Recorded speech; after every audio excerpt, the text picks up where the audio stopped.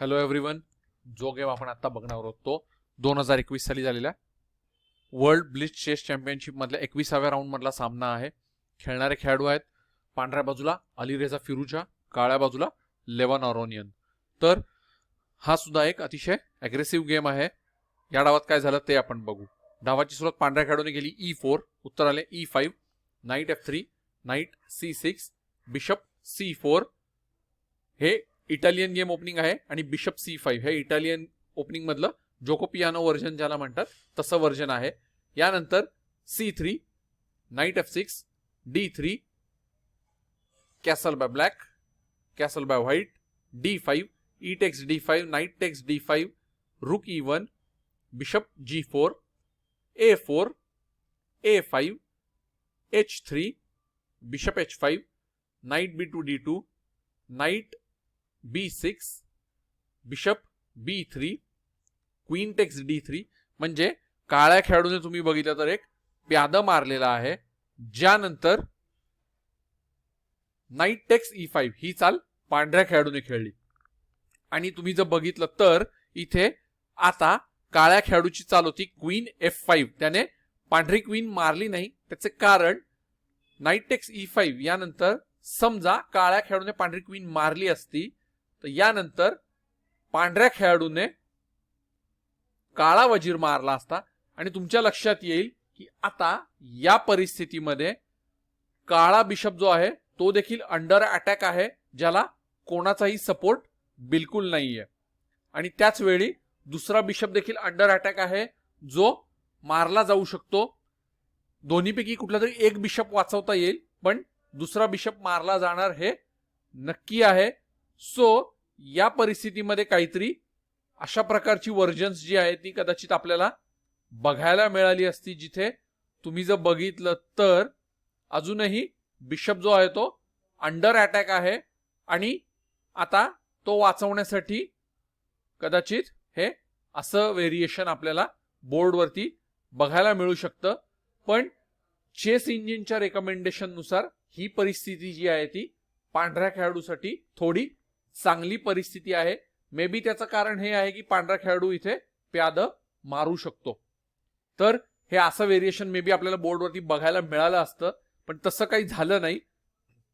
दोन्ही प्लेयर्स जे आहेत ते अतिशय पॉवरफुल प्लेयर्स आहेत ज्यांना चेस इंजिनच्या लाईन्स बरोबर माहीत आहेत. म्हणूनच कदाचित नाईट टेक्स E5 नंतर क्वीन न मारता क्वीन F5 ही चाल काळ्या खेळाडूने खेळली. यानंतर पुढची चाल होती night F2 E3, rook A2 D8, queen E2, queen C8,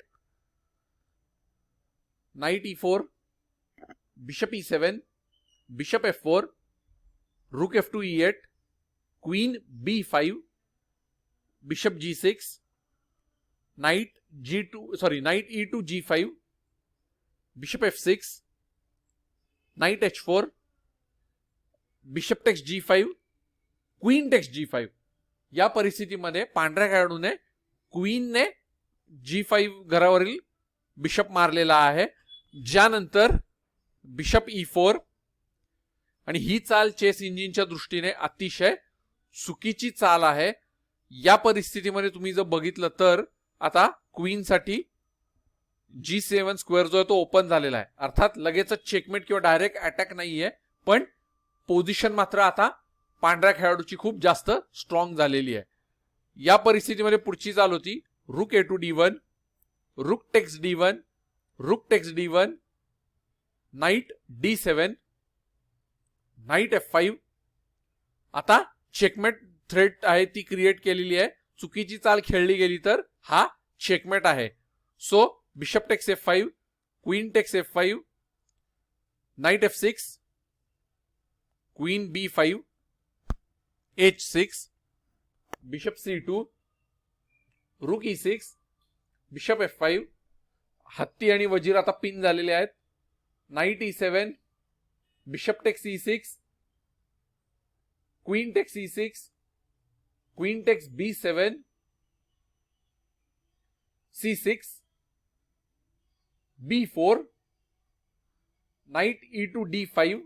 आता तुम्ही बघितलं तर व्हाईट बिशपवर अटॅक आहे but queen E8 check, king H7, queen E5.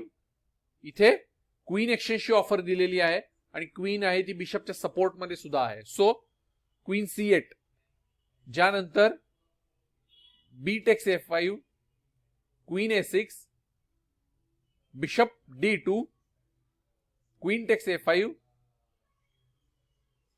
Queen D4, queen D4 ही चाल खेळलेली आहे. खरं तर या परिस्थितीमध्ये पांढरा खेळाडू जो आहे तो हे C4 ही सुद्धा चाल खेळू शकतो.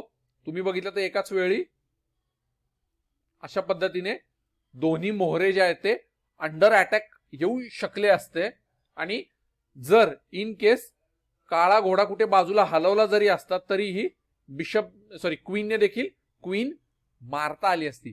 पण हा ब्लिट्झ गेम आहे. ब्लिट्झ गेम मध्ये काही वेळा जेव्हा टाइम कमी होतो त्यावेळी एवढी कॅल्क्युलेशन्स पटापटा होत नाहीत किंवा वेगळ्या काही चाली खेळल्या जातात. आपल्या सगळ्यांना एक्सपिरियन्स आहे. सो क्वीन टेक्स A5 नंतर प्यादा पुढे न घेता क्वीन D4 ही चाल पांढऱ्या खेळाडूने खेळली.